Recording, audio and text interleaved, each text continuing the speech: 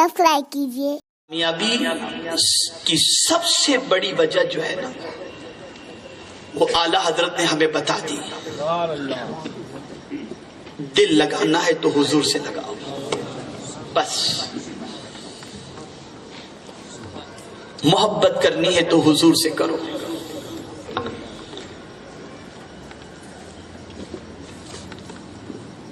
तो क्या और किसी से मोहब्बत न की जाए? माँ बाप से, माँ से भी मोहब्बत करो, इसलिए कि उससे मोहब्बत का हुक्म हुजूर ने दिया है। बाप से भी मोहब्बत करो कि उसका हुक्म हुजूर ने दिया है।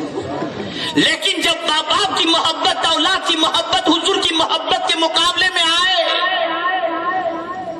तो प्रायोरिटी हुजूर को देना है। और ये चीज जंगे बद्र के अंदर आपको नजर आएगी। सहाबा ने साबित किया, इसको साबित किया। जानते हैं आप, मैदान बद्र के अंदर बहुत सारे सहाबा ऐसे थे जिन्होंने मुकाबले के अंदर भाई को देखा कि दुश्मन की तरफ से सगा भाई, हकीकी भाई है, भाई की परवाह नहीं की, हुजूर की मोहब्बत में उसको भी कत्ल किया। इसलिए कि आका की मोहब्बत से बढ़कर किसी की मोहब्बत दिल में नहीं होनी चाहिए। ये कुरान का फैसला है, ये कुरान का फैसला है। आला हजरत ने हुजूर की मोहब्बत पिलाई ही इसलिए ताकि हुजूर की मोहब्बत जिसके दिल में सही मानों में होगी ना, वो रब से भी मोहब्बत करेगा और कोई काम ऐसा न करेगा जिससे अल्लाह और उसके रसूल नाराज हो। ये बात जहन में रखें। जैसे अभी परसों एक जगह बैठे हुए थे, तस्करा निकला कि अगर रिश्ता किसी का आए तो लड़के में क्या चीज देखनी चाहिए। तो एक ने बर्जस्ता कहा, ये देखना चाहिए कि वो अपनी मां से कितनी मोहब्बत करता है। आया कि मां से मोहब्बत, इसकी ये पूछने की वजह, बोले हमने आज तक यही देखा है कि जो लड़का अपनी मां से मोहब्बत करता है ना, वो कभी बीवी को दुखी नहीं रखता है। और मैं आपसे कहूं कि आप तजुर्बा करके मार्केट में, सोसाइटी में देख लीजिएगा, ये मिलेगा आपको, ये मिलेगा। ये तमसील समझने समझाने के लिए है। तो जो हुजूर से मोहब्बत करेगा ना, वो कभी रब की नाफरमानी नहीं करेगा। और ये मैं नहीं कह रहा, ये कुरान कह रहा है। वल्लदीना आमनू अशद्दु हुब्बन लिल्लाह, जो साहिब ईमान होगा वो अल्लाह से टूट कर मोहब्बत करेगा, बेइंतहा मोहब्बत करेगा। जिसके सीने में हुजूर की मोहब्बत होगी वो रब से बेपनाह मोहब्बत करेगा। इसीलिए वली की जिंदगी पूरी उठा करके देख लो तो वली की डेफिनेशन बताई गई, अल्लदीना आमनू व कानू यत्तकून, जो मोमिन हो और मुत्तकीन हो और उनकी पूरी जिंदगी की आदतों को अगर देखो तो कुरान कहता है, वल्लदीना यबीतूना लिरब्बिहिम सुज्जदन व क़ियामा, वो सोते हैं तो अल्लाह की याद में, वो रात गुजारते हैं तो अल्लाह के जिक्र में। तो हुजूर का जो आशिक होगा वो रब्बे कदीर की इबादत के अंदर गफलत नहीं बरतेगा। और इसमें भी आला हजरत की जिंदगी को देखो। आला हजरत अजीमुल बरकत फराइज वाजिबात और सुन्नतों के ही पाबंद न थे, मुस्तहब्बात के भी पाबंद थे। इसलिए कि जितनी ज्यादा हुजूर से मोहब्बत होगी, आदमी उतना ही ज्यादा हुजूर की शरीयत पर अमल करता हुआ नजर आएगा और डरेगा कि कहीं महबूब नाराज न हो जाए। आप देखें, आला हजरत अजीमुल बरकत इमाम इश्क व मोहब्बत حجت الاسلام علامہ حامد رضا خان علیہ الرحمت والرضوان کو پڑھا رہے تھے.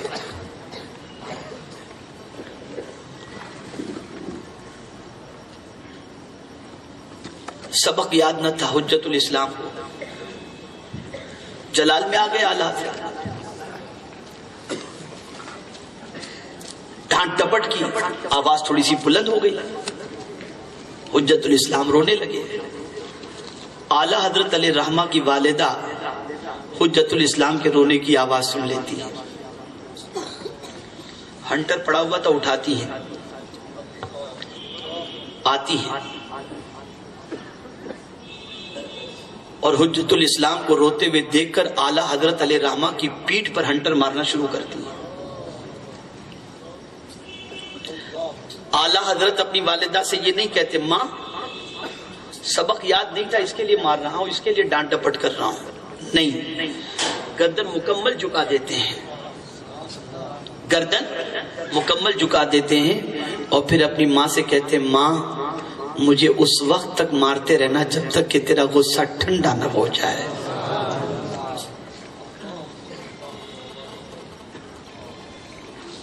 ذرا سوچو آپ، ذرا غور کرو آپ. وہ قولی عاشق نہ تھے، وہ حقیقی عاشق تھے.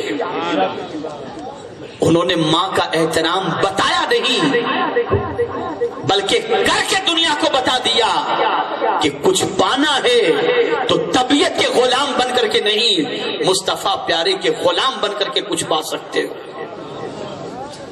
بہت آسان ہے کہنا، فضیلتیں تو ہم لوگ بھی رات بھر بیان کرتے رہتے ہیں، لیکن پریکٹیکل کا معاملہ ہے. پھر دیکھو آپ،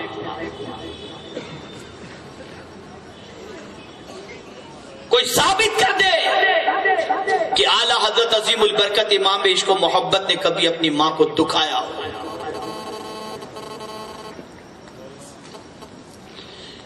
اس لیے کہ وہ جانتے تھے کہ ادھر ماں کا دل ٹوٹا، ادھر مصطفیٰ جان رحمت صلی اللہ علیہ وسلم ناراض ہو جائیں گے. اے رسول اعظم صلی اللہ علیہ وسلم کے دیوانوں، تو قرآن کہتا ہے مومنین اور مومنات ایک دوسرے کے دوست ہیں. اب پہلی چیز تو یہ بتا دی گئی کہ ایک دوسرے کے دوست ہیں. اب دوستی کا کوئی ثبوت بھی تو چاہیے، دوستی کا کوئی حق بھی تو چاہیے. اگر کوئی سچا دوست ہوگا تو اپنے دوست کو برباد ہوتے نہیں دیکھ سکے گا. تو قرآن نے فوراً دوسری صفت بیان فرمائی، یأمرون بالمعروف وینہون عن المنکر. مومنین ایک دوسرے کے دوست ہیں، اچھی باتوں کا حکم دیتے ہیں اور بری باتوں سے روکتے ہیں.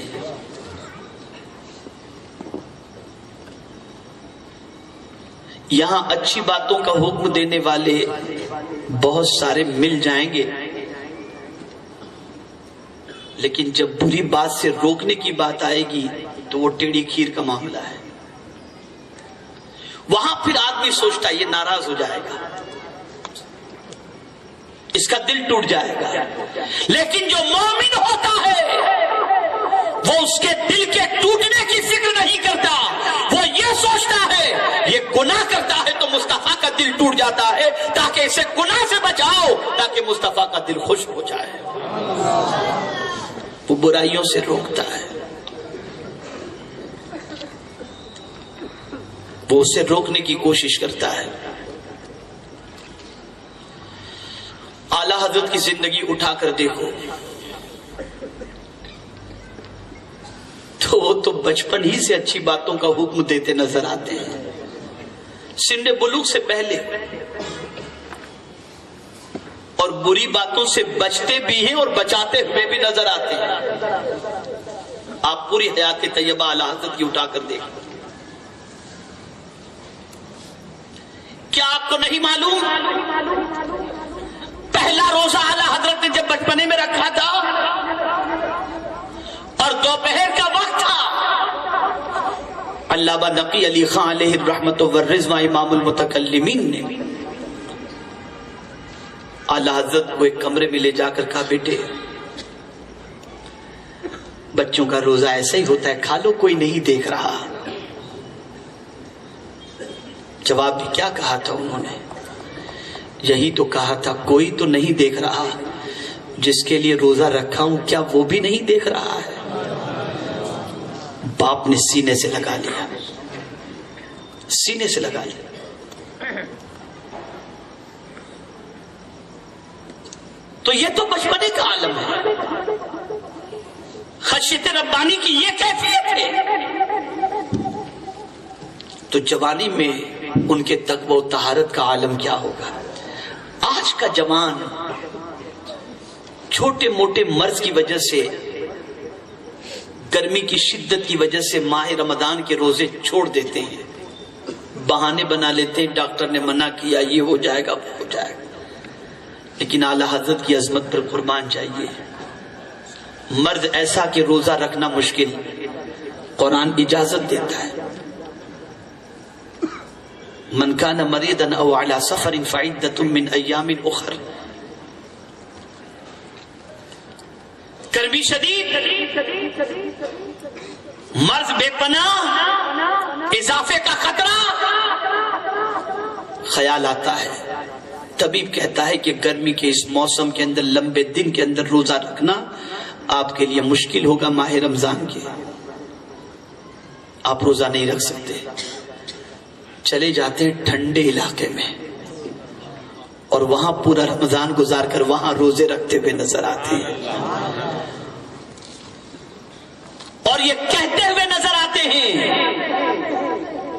کہ شریعت تو اجازت دے رہی ہے، لیکن حضور بھی تو یہ فرماتے ہیں کہ ماہ رمضان المبارک کے روزے کی قضا بعد میں بھلے 60 روزے کے ذریعے کر لو، لیکن وہ برکتیں جو رمضان کے روزے کی ہیں ان برکتوں کا کوئی جواب نہیں ہے۔ اعلیٰ حضرت ان برکتوں کو پانے کے لیے پہاڑ پر چلے جاتے ہیں اور وہاں پورا مہینہ گزار کر کے روزہ رکھتے ہوئے نظر آتے ہیں۔ یہ سب چیزیں ہیں اعلیٰ حضرت کی زندگی میں۔ اچھی باتوں کا حکم، بری باتوں سے روکنا، بری باتوں سے کوئی کتنا ہی بڑا کیوں نہ ہو، کبھی اعلیٰ حضرت نے پرواہ نہیں کی، جو حق بات تھی وہ کہہ دی۔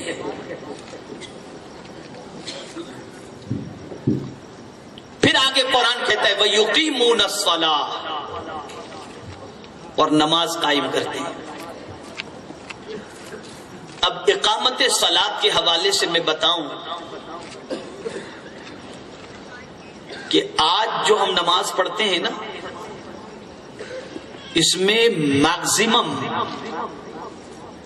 ادائے صلاۃ جو ہے اقامت صلاۃ شاید کچھ لوگوں کی زندگی میں۔ اقامت صلاۃ کسے کہتے ہیں؟ اقامت صلاۃ اسے کہتے ہیں کہ فرائض و واجبات و سنن کا لحاظ رکھ کے جو نماز ادا کی جائے اسے کہتے ہیں اقامت صلاۃ۔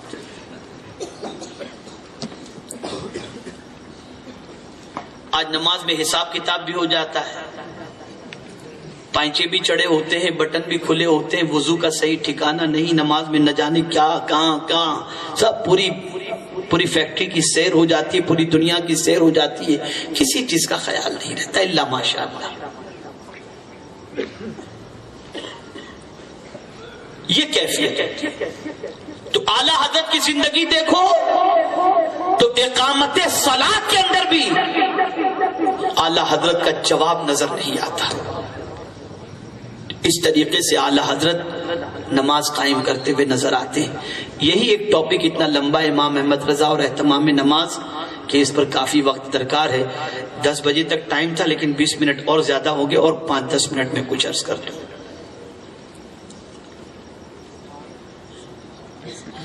اس کے بعد وَيُؤْتُونَ الزَّكَاةَ، اور زکات دیتے ہیں۔ اور یہ کامن بات ہے، زکات تو ہر ایک کو دینی ہے جو صاحب نصاب ہے، لیکن اعلیٰ حضرت کی ذات وہ ذات تھی جن کا عالم یہ تھا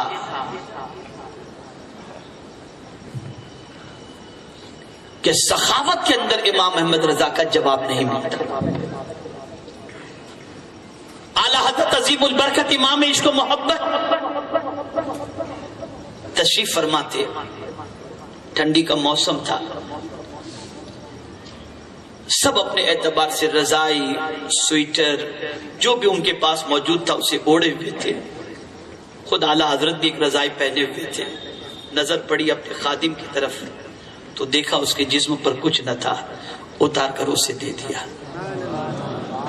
خود ٹھنڈی کو برداشت کر رہے ہیں، خادم قربان جائے. آج ہمیں خادم کی فکر تو ہوتی ہی نہیں. ماہ رمضان المبارک میں کیا ہوتا ہے، سیٹ دوپہر میں آرام کرے اور ملازم صبح 10 بجے سے لے کر کے افطار تک گدھے کی طرح بیچارہ محنت کرتا رہے.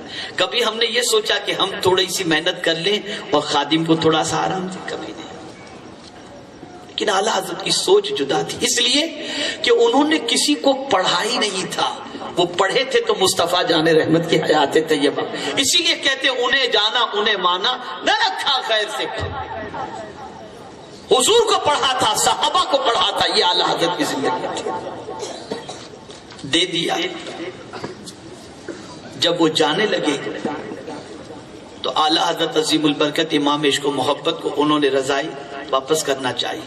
فرماتے نہیں، جو دے دیا سو دے دیا، لے جاؤ اور اپنی ٹھنڈی کا انتظام جو یہ ہے اس سے اپنی ٹھنڈی کو تم علاج ٹھنڈی کا کر لو. اعلیٰ حضرت نے دے دیا. بتایا اعلیٰ حضرت نے.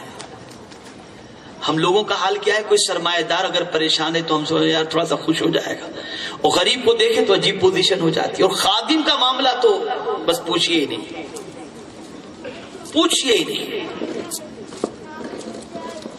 تو اعلیٰ حضرت عظیم البرکت امام عشق و محبت سخاوت کے اندر ان کا جواب نہیں تھا. اب یہ بات ذہن میں رکھیں. اس کے بعد کی جو صفت قرآن بیان کر رہا ہے وہ یہ وَيُطِيعُونَ اللَّهَ وَرَسُولَهُ، اور اللہ اور اس کے رسول کی اطاعت کرتے ہیں. اطاعت کسے کہتے ہیں؟ بہت شارٹ میں بتا دوں. ہم نے کیا سمجھا ہے؟ نماز، روزہ، حج و زکوٰۃ، جھوٹ سے پرہیز، یہ ساری چیزیں بس ہم نے یہ سمجھا ہے.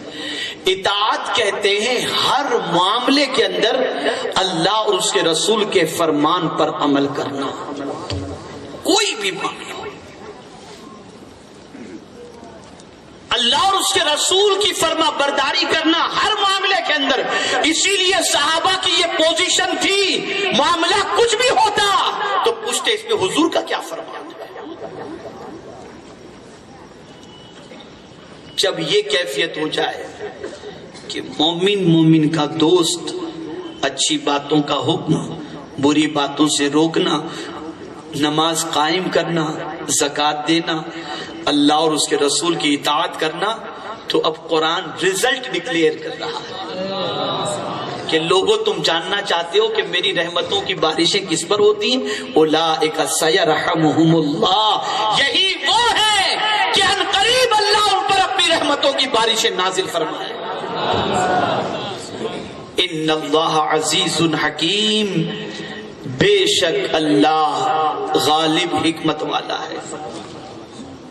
میرے پیارے آقا صلی اللہ علیہ وسلم کے پیارے دیوانوں، یہاں سے یہ بات سمجھ میں آئی کہ اعلیٰ حضرت عظیم البرکت امام عشق و محبت سچے مومن تھے، اور کسی مومن کو اعلیٰ حضرت نے کافر نہیں کہا، بلکہ جن کو اعلیٰ حضرت نے قرآن کی روشنی کے اندر مجرم پایا، توہین رسالت کرنے والا پایا، اور قرآن نے جس کے غیر مومن ہونے کا اعلان کیا ہے، اگر اس کی زد میں اور اسی اعتبار سے کوئی اس زد کے اندر آیا، تبھی اعلیٰ حضرت عظیم البرکت امام عشق و محبت نے وہ بھی پہلے علماء سے مشورہ لیا، ان سے حکم لیا، اور پھر اس کے بعد اعلیٰ حضرت نے تصدیق فرمائی.